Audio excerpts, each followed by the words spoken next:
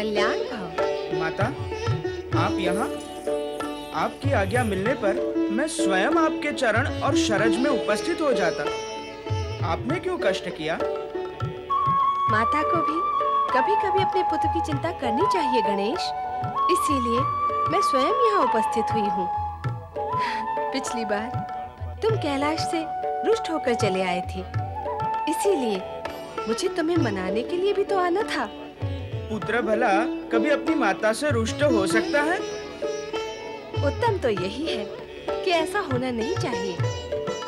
बुद्धि और सिद्धि, हाँ माता।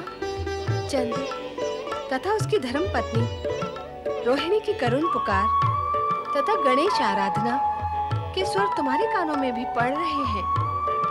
अतः तुम दोनों अपने पति देव को मनाओ कि वे चंद्र को शाप मुक्त करके उसकी ज्योत्सना उसे पुनः प्रदान करें।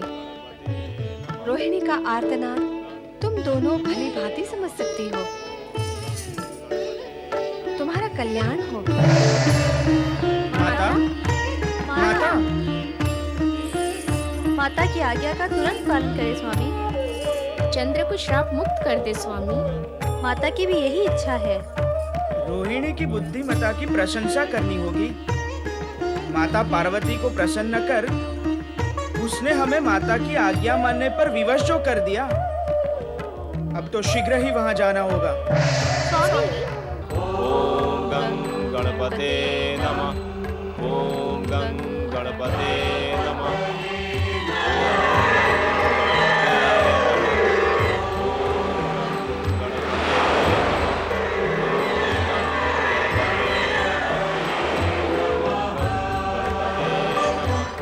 चंद्रदेव, रोहिणी, जय श्री गणेश। जय श्री गणेश। जय श्री गणेश। जय श्री गणेश।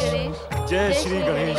चंद्रदेव, माता पार्वती की कृपा से आपके प्रायश्चित की अवधि बहुत कम हो गई है। अन्यथा युगों तक आप शाप मुक्त न हो पाते। मैं अपने उस कुकृत्य पर बहुत लज्जित हूँ श्री गणेश। मैं प्रायश्चित की अग्नि में जल रहा हूँ। मुझे नहीं ज्ञात था कि किसी का उपहास करके उसके मन को कितनी पीड़ा होती है। मुझे तो यह भी ज्ञात नहीं था कि प्रतिक्रिया स्वरूप समय आने पर उपहास करने वाले के तन और मन को कितनी पीड़ा होती है।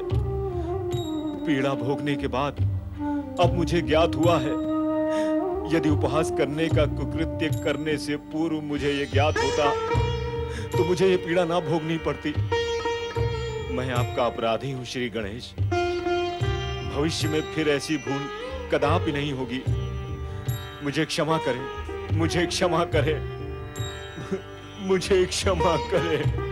आप जैसे सर्व पूज्य और अग्र पूजा के अधिकारी देव श्रेष्ठ का उपहास करना हमारा अज्ञान और बुद्धिहीनता थी श्री गणेश। आज ये सत्य स्पष्ट हो गया है कि निम्न कोटि के विचार और बुद्धि वाले अपनी श्रेष्ठता सिद्ध करने के लिए अपने से श्रेष्ठ प्राणियों का उपहास करते हैं। ऐसे अथवा हम जैसे प्राणी किसी का उपहास करते समय इस सत्य को भूल जाते हैं कि हम कितनी बुद्धिहीनता का व्यवहार कर रहे हैं। हम स्वयं छोटे हैं और किसी का उपहास करके हम छोटेपन और ओछेपन का परिचय ही दे रहे हैं। हमारा अपराध यद्यपि अक्षम्य है, किंतु भविष्य में ऐसी धृष्टता और बुद्धिहीनता का आचरण हम कभी नहीं करेंगे श्री गणेश। हम कभी नहीं करेंगे श्री गणेश। सुनो चंद्रदेव, जब से इस सृष्टि का निर्माण हुआ है और जब तक प्रलय होगा तब तक उपहास करने वाले हर प्राणी को नारकीय पीड़ा भोगनी होगी, भोगनी ही पड़ेगी। और क्यों भोगनी पड़ेगी इसका कारण भी जान लो, ताकि अन्य किसी प्राणी का उपहास करने का विचार कर रहे अज्ञानी को सावधान करके नारकीय पीड़ा भोगने से बचा सको। ऐसा कौन सा कारण है श्री गणेश? इस सृष्टि में जड़, चेतन, चराचर सभी प्राणी विधाता के बनाए हुए हैं। अर्थात विधाता रूपी चित्रकार के ही बनाए हुए चित्र हैं जगत के ये प्राणी। किंतु जब कोई प्राणी किसी अन्य प्राणी का उपहास करता है तो वो एक प्रकार से विधाता की कृति का ही उपहास करता है, और अपनी कृति का उपहास करने वाले से विधाता प्रसन्न तो हो ही नहीं सकते, निश्चित रूप से क्रोधित ही होते हैं। फिर उनका प्रकोप उपहास करने वाले प्राणी पर टूटता है, और उपहास करने वाले प्राणी को विधाता के प्रकोप से भला बचा भी कौन सकता है। इसके फलस्वरूप उसे नारकीय पीड़ा भोगनी ही पड़ती है, जैसे कि तुमने भोगी है। यदि आपका बताया हुआ ये ज्ञान जगत के सभी प्राणियों को हो और वो नारकी यातना से बच सके, ज्ञानी तो अवश्य बच जाएंगे, किंतु सभी तो इस जगत में ज्ञानी है नहीं। अज्ञानियों को तो अपने अज्ञान के कारण यह पीड़ा भोगनी ही होगी। किंतु समय रहते तुम सचेत हो गए, ये तुम्हारे हित में ही हुआ। जो हुआ वो आपकी दया और कृपा से हुआ श्री गणेश। नहीं, यूं कहो कि माता पार्वती की कृपा से हुआ। यद्यपि इस सत्य को तो वो भी जानती हैं कि प्राणी अहंकारवश अपने को श्रेष्ठ और दूसरे को निकृष्ट मानकर ही किसी का उपहास करता है, किंतु विधाता को यह प्रिय नहीं कि कोई अन्य उनकी कृति को निकृष्ट समझे। विधाता की यही अप्रियता क्रोध और प्रकोप का रूप धारण कर लेती है। ये सब जानते हुए भी माता पार्वती ने तुम पर कृपा की, तो हमारे मन में भी करुणा उत्पन्न हुई और हम यहाँ चले आए। आपके दर्शन से हम धन्य हुए श्री गणेश। चंद्र, तुम शाप से मुक्त अवश्य हो जाओगे, किंतु तुम्हारा ये अपराध जगत में जन जन को स्मरण रहे, ताकि कोई प्राणी किसी का उपहास करने की अज्ञानता न करे। इसलिए तुम्हें मुक्त करने के पश्चात हम एक बाधा का बंधन अवश्य रखेंगे। कैसा बंधन श्री गणेश? भगवान शिव के निर्देशानुसार तुम कृष्ण पक्ष में क्षीण होते होते अमावस्या की रात आकाश से अदृश्य हो जाओगे, तथा पुनः कलाधारी बनकर पूर्णिमा तक अपने पूर्ण रूप में विकसित हो जाओगे। इसमें बाधा कैसी है श्री गणेश?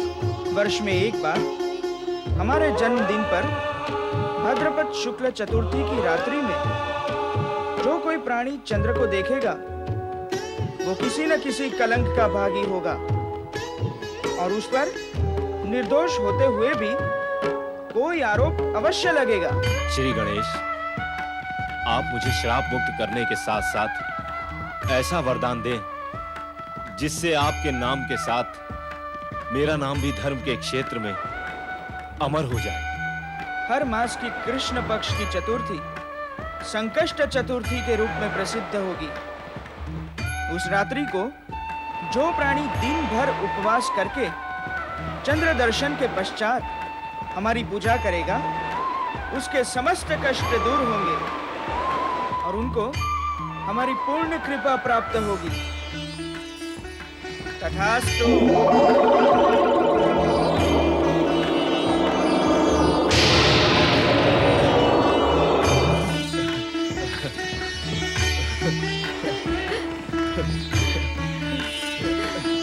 जय गणेश।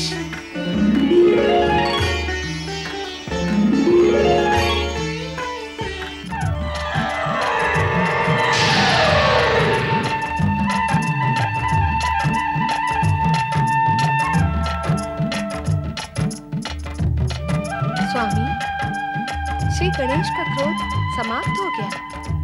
ये सब तुम्हारे कारण हुआ है देवी। तुमने गणेश को शाप मुक्ति के लिए प्रेरित करके सारे जगत की शुभकामनाएं अर्जित की।